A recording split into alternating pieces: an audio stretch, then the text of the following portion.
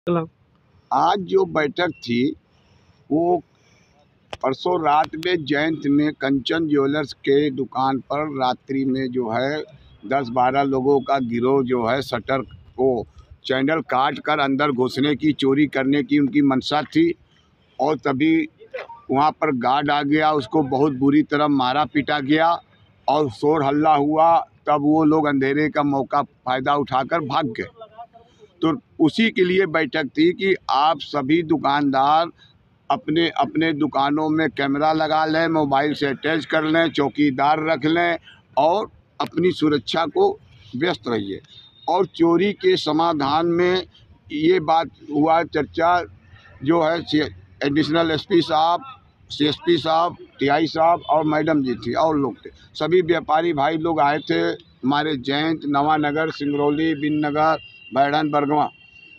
उन्होंने ये कहा कि चोर अगर चोर चोरी किया है और वो लेकर किसी दुकानदार को बेचा तो वो तो मुलजिम बनेगा ही। और उसके बाद उस दुकानदार से अगर उसने 2-3 लोगों को दिया है पर जब्ती उनसे भी लिया जाएगा, पर उनको मुलजिम नहीं बनाया जाएगा। पर जो चोर ने चोरी किया है और जो पहली बार चोर से खरीदा है वो दोनों मुलजिम होंगे। अब उसमें वो लोग दुकानदार से लिए और इसलिए वो गुनहगार नहीं है। पर मेरा ये कहने का मतलब है कि एक चोर ने चोरी किया और एक दुकानदार ने लिया। उसने चोरी ने जाए चोरी का माल उसने जाए 100 रुपये का 10 में लिया, 20 में लिया, 30 में लिया, 50 में लिया, ये हमको नहीं पता। पर उसने जो लिया उसको मालूम था कि ये चोरी का माल है। और वो खरीद कर वो बाज़ार में गया, दुकानदारों को, थोक बेचने वालों को या किसी के यहाँ गलवाया, या जो है थोक वालों के यहाँ जहाँ व्यापार होता है वहाँ गया। और वहाँ उनको ये नहीं मालूम है कि ये चोरी का माल दुकानदार लेकर आया है।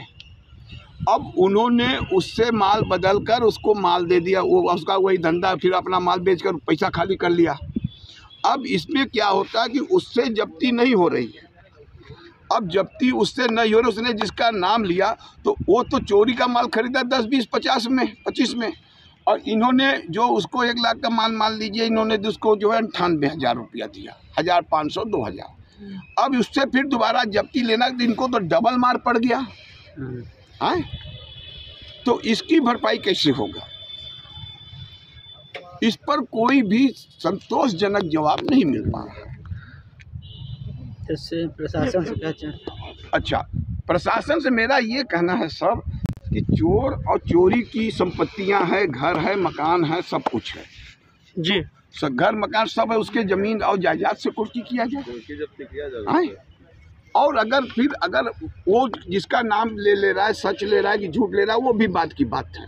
पर नाम आ गया तो आप उससे जब्ती लेने के लिए बुला लेंगे। तो फिर अगर वो दे रहा है और ख़रीदा, वो कबूल किया कि चलिए हमने इस दुकानदार से 1 किलो माल ख़रीदा, 1 किलो माल उसके बदले में खरीद कर मतलब उसको 1 किलो नया माल दिया बेचने के लिए, और वो भी तो वो बोल दिया फिर बाद में चोरी का, तो उसको डबल मार पड़ रहा है ना।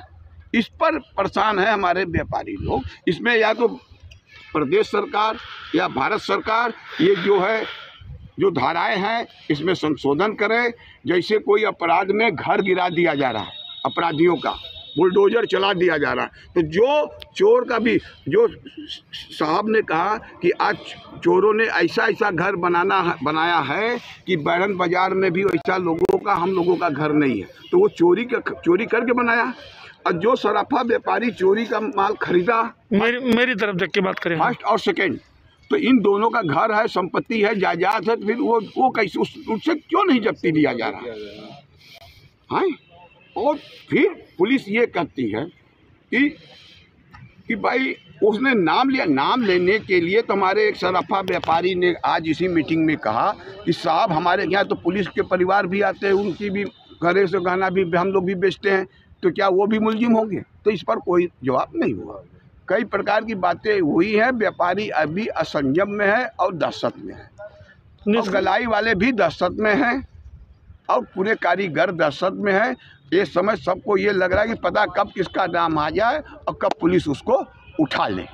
इस पर भी चर्चा हुई कि 10 बजे रात को या 4 बजे भोर में घर में घुसकर या कोई भी चीज़ को जिस तरह से हो रही है और पुलिस गाली गलौज कर मतलब लोग सभी लोगों ने कहा, तो उसमें क्या होता है, इसमें किस तरह से एक व्यापारी है, बैढ़न में उसका घर है, दुकान है, मकान है, पूरा परिवार के सहित रहता है, उसके घर में 8, 10, 5, 6 पुलिस घुस जाए या औरतों से अभद्रता कर दें, तो इसमें भी एक क्या है, ये क्या कानून है कि संविधान है?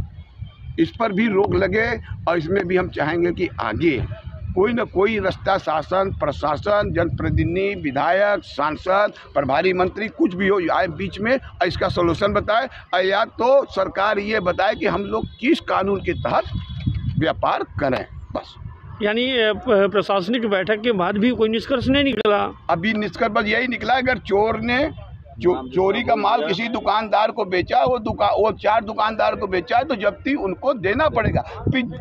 पर उस दुकानदार की हैसियत है कि जब्ती दे सकता है, उसका घर मकान है, चोर का हस्ती है उसका घर, तो उसका मकान कुर्क कर दिया जाए, उसको जेल भेजा जाए, उसका खेत जमीन कोलिया मकान गाड़ी मोटर जब्ती करके उससे वसूली किया जाए। ये चीज़ चर्चा हम लोगों ने कहा। फिर अब आगे जैसा होगा फिर आगे निर्देश मिलेगा, शासन प्रशासन तो वैसा काम करेगा। अगला कदम क्या है? दुकान को खोलेंगे आप लोग? दुकान खुल रहा है और बंद किया है, पर दहशत के साए में खुल रहा है। आ रहे हैं ग्राहक, लेन देन हो रहा है, उनको लग रहा है कब नाम आ जाए, कब हमको कब हो जाए। क्या नाम है आपका? मेरा रवि कांत सोनी, सराफा व्यापार मंडल अध्यक्ष, जिला सिंगरौली, मध्य प्रदेश।